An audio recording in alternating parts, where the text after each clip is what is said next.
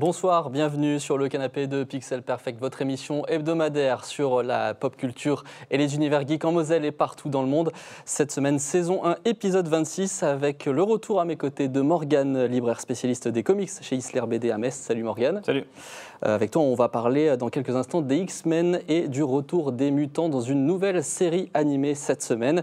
Dans l'émission aussi, on parlera du colloque interdisciplinaire qui arrive à Metz les 27 et 28 mars sur les 50 ans du jeu de rôle. Pour cela, nous accueillons Laurent Di Filippo de l'Université de Lorraine. Bonsoir Laurent. Bonsoir Jonathan. Tu es co-organisateur donc, de ce colloque nommé Vous êtes dans une taverne. On va en discuter dans quelques instants. On parlera aussi du studio de jeux vidéo Innerverse, un studio messin qui prépare son premier projet autour des questions humanistes et écologiques. Et ce sera notre grand format. Mais avant tout, comme chaque semaine, on commence par l'actu.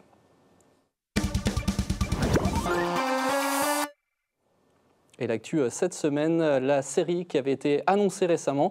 Les 2 premiers épisodes sont sortis sur Disney+, X-Men 97. C'est une suite directe de l'excellentissime série de 1992.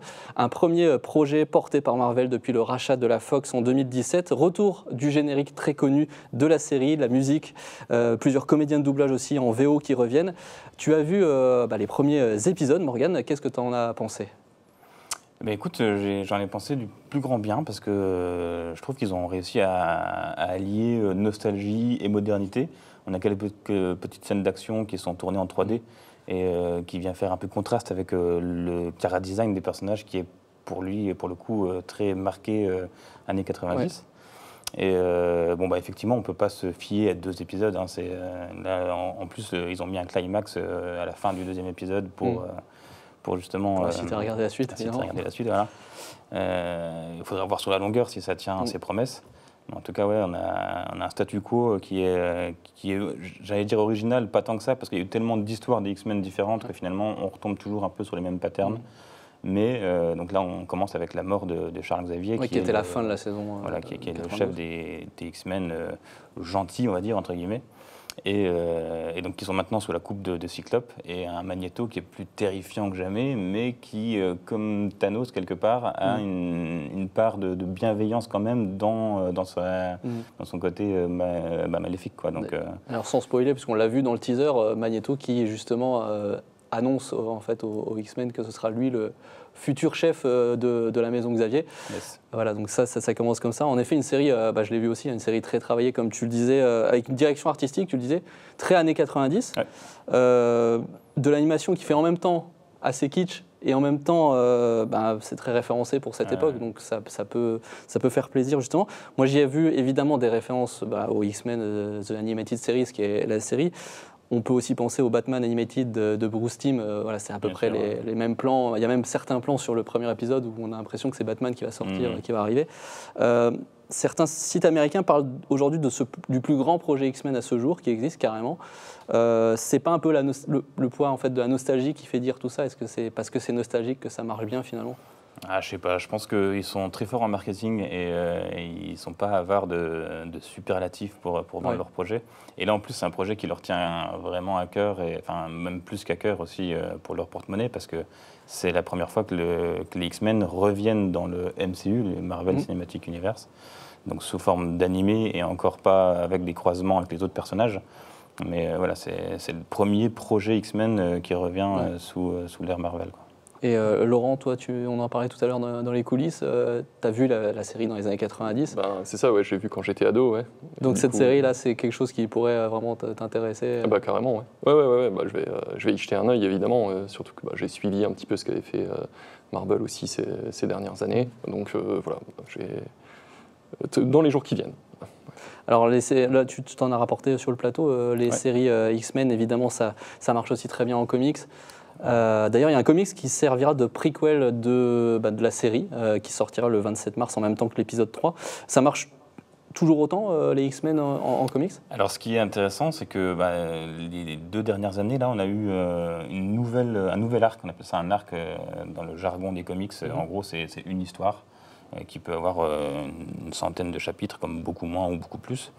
Et donc il y a eu un nouvel arc il y a moins de 2 ans ou 3 ans, je ne sais plus, orchestré par Jonathan Hickman, qui là avait remis une hype sur la nouvelle production X-Men.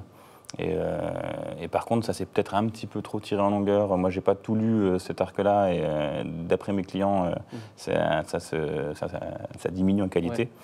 Ouais. Mais sinon, j'ai l'impression que la plupart des titres X-Men que je vends à la librairie, en tout cas, c'est peut-être dû qu'à ma clientèle, c'est des vieux titres, justement, des X-Men des années 70, 80, 90. La recherche un petit peu, justement, de ces premiers épisodes. Je pense que ça a été vraiment une équipe de super-héros qui a marqué toute une génération, la première génération, quoi, celle qui a lu les Strange en France, et qui a réussi à évoluer avec plusieurs médias. Hein. Les films qu'on a eus aussi n'étaient pas si mauvais. Moi, je les ai connus étant jeune aussi. C'est ce qui a bien marché, évidemment, le MCU aussi, qui maintenant vient de le racheter. Ça va rebooster sans doute un petit peu la hype autour. Donc X-Men 97, donc c'est la série qui vient de sortir sur Disney+. Il y a 10 épisodes qui sont prévus, les 2 premiers sont déjà sortis. La saison 2 est déjà en cours d'écriture, donc on sait déjà que ça marche du côté de Disney. Voilà, on vous fait d'ailleurs gagner, comme à chaque fois que tu viens, merci sur l'émission, on vous fait gagner un de ces 2 albums. Pour cela, comme d'habitude, vous le savez, il suffit de venir dans la boutique Isler BD à Metz dès demain, samedi 23, et d'être le premier à dire Pixel Perfect, à l'hurler même, c'est ce qu'on dit à chaque fois dans la boutique, et vous serez l'heureux détenteur d'un de ces 2 comics de X-Men 92. Allez, on passe désormais à la deuxième partie de l'émission avec notre grand format. Et dans notre grand format, cette semaine, on continue le tour des studios de jeux vidéo indépendants de Metz. Et cette fois, rendez-vous à Blida, à Metz, justement, pour découvrir le jeune studio Innerverse. Regardez. Dans les locaux d'Innerverse à Blida, l'équipe peaufine Biosmooth. On trouvait que l'Eliante, quand elle était malade, elle était un peu trop... je sais pas quoi, pas assez visible. Un premier puzzle game qui sert de crash test pour la jeune équipe messine. Ce jeu-là, en l'occurrence, on va pas le redévelopper pour le sortir en plus gros. Idéalement, ce qu'on aimerait faire, c'est l'utiliser dans des médiations. On aimerait bien qu'il nous serve afin de traiter 2 sujets. Donc un peu la jeunesse de la Terre à travers la création des continents, des plantes. D'un autre côté, un peu qui parle du dérèglement climatique en général, les vagues de froid et de chaleur successives qui nous attendent, et un peu de traiter des effets que ça pourra avoir sur nous. L'équipe de 6 personnes a été créée en 2021 par des étudiants du Master Jeux vidéo de Metz. Incubés pendant 1 an au sein de Fluxus, ils ont lancé leur société mi-2023. La philosophie d'Innerverse, c'est un peu la vision partagée de chacun de ses membres. C'est d'avoir nos valeurs qui sont retranscrites dans nos jeux. Donc, c'est-à-dire, on aime bien les jeux qui font appel à l'empathie du joueur, qui en général traitent de thématiques sociétales, un peu comme les problèmes mentaux, la dépression, l'écologie en général, les sociétés. Que ce soit des bonnes expériences à vivre, tout simplement, un peu comme des œuvres d'art ludiques. Pour le studio, la direction artistique est une partie importante. Moi, des inspirations dans le son, c'était plutôt au niveau de ce qu'a fait Mort Garson avec Plantasia. Donc il me fallait à côté des sons un peu organiques qui rappellent les plantes, mais il fallait aussi des sons plus clavier et synthé. Donc là, ça c'est le truc que je préfère, surtout avec ce projet-là avec des plantes, c'est on a été en forêt, on a été un peu dehors pour pouvoir, avec donc, des micros portatifs, aller enregistrer tout un tas de choses en tapant sur des trucs, enfin voilà. En plus des jeux vidéo, Innerverse conçoit des jeux de société comme World of Legends Battleground. Ce dernier met en garde le jeune public contre les mécaniques trompeuses de certains jeux populaires. Un plus gros jeu, pour l'instant secret, a déjà obtenu un financement du CNC et de la région. Et on passe désormais à la dernière partie de notre émission avec notre invité Laurent Di Filippo, c'est le Versus.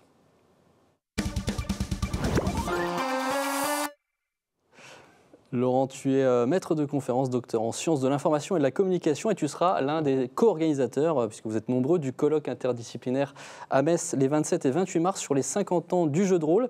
Alors déjà, ça veut dire quoi un colloque interdisciplinaire? Et surtout, ça veut dire que le jeu de rôle, c'est un objet de recherche.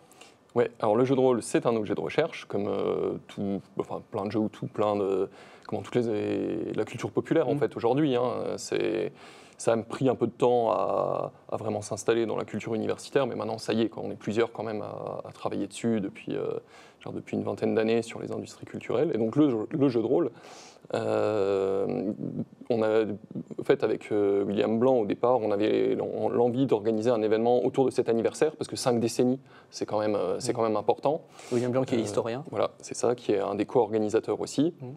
Et du coup, on a pris avec nous dans l'équipe donc Justine Breton, qui est en littérature, Audrey Tuaillon de Mézy, et puis Stéphane Goria et Stécie Petrouzélis, des collègues de l'UL, qui travaillent sur les jeux. Et donc, alors, un colloque interdisciplinaire, ça veut dire qu'on peut s'y intéresser sous différents angles, aussi bien celui de l'histoire. Alors nous, on a beaucoup mis l'axe là-dessus pour les 5 décennies, mais ça peut être du coup l'angle sociologique, l'angle de l'infocom, on est en infocom, de l'anthropologie ou d'autres. On reste quand même en sciences humaines et sociales, ça ne va pas être l'angle des maths. D'accord.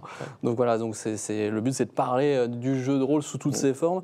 Vous êtes dans une taverne, donc c'est le nom de ce colloque. Évidemment, référence évidente à Gary Gygax, qui est le créateur de Donjons et Dragons en 74, qui est plus ou moins le créateur du jeu de rôle commun, comme on peut le dire.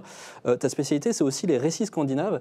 Ouais. Ça a été une grosse influence pour le jeu de rôle et même pour la littérature fantasy. On le sait évidemment avec Tolkien, puisque c'est... dans la littérature de fantasy notamment. Alors chez Tolkien, moi j'ai beaucoup travaillé sur Robert Irvin Howard, le créateur de Conan. Ouais. Et en fait, mais même dans les jeux de rôle, il y a beaucoup d'autres auteurs de fantasy qui ont influencé le jeu. Et par exemple...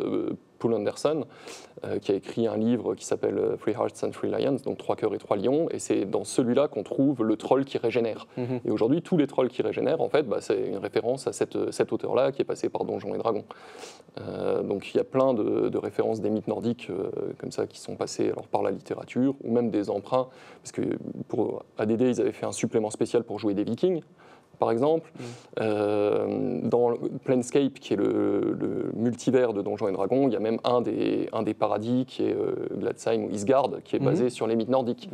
Et puis depuis les premiers livres sur les dieux, les mythes nordiques étaient toujours présents. Voilà, donc il y a plein de références à différents niveaux aux cultures traditionnelles, alors soit directes, soit par des emprunts via la littérature ou d'autres médias. Donc le jeu de rôle, il sera en colloque ces 2 jours à Metz. Il y a donc plein de monde, un petit peu de tous horizons qui viendront C'est ça, alors des présentateurs qui viennent de toute la France francophonie même, parce qu'on a des collègues suisses aussi qui viennent. On a même une personne qui interviendra depuis le Québec pour parler des magazines de jeux de rôle, de la littérature autour du jeu de rôle, comment on construit des univers, de la cartographie, etc. Donc plein d'axes, des gens d'un peu partout, pas mal de gens dans le public parce qu'on a eu pas mal de demandes. Donc le colloque est ouvert, tout le monde peut venir. Oui, c'est ouvert à tous. Voilà. Et il y aura même une session jeu de rôle à la fin. Et il y a une soirée jeu de rôle à la fin, évidemment, parce qu'on n'allait pas partir sans jouer. Bien sûr. Donc je vous invite aussi à revoir, pour ceux que ça intéresse, l'émission spéciale sur notre chaîne YouTube en replay, spécial jeu de rôle.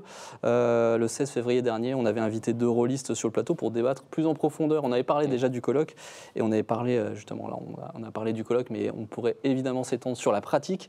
Je vous invite à regarder ce replay. Et sinon, le colloque donc, sur les 50 ans du jeu de rôle, ce sera au campus du Saulcy les 27 et 28 mars. C'est ça. Programmation complète si vous voulez voir sur le site crem.univ-lorraine.fr. Merci Laurent pour ta participation. Merci pour l'invitation. Merci aussi à toi Morgane. Nous on se retrouve la semaine prochaine, le 29 mars, pour une émission spéciale tournée en direct de Moselle Terre de Gaming, le grand salon qui se déroule à Amnéville les 23 et 24 mars. Ne loupez pas donc le prochain Pixel Perfect et tous les autres aussi. Et comme toujours, le replay sur moselle.tv et la chaîne YouTube dès maintenant. En attendant, jouez bien et à la semaine prochaine sur Moselle TV.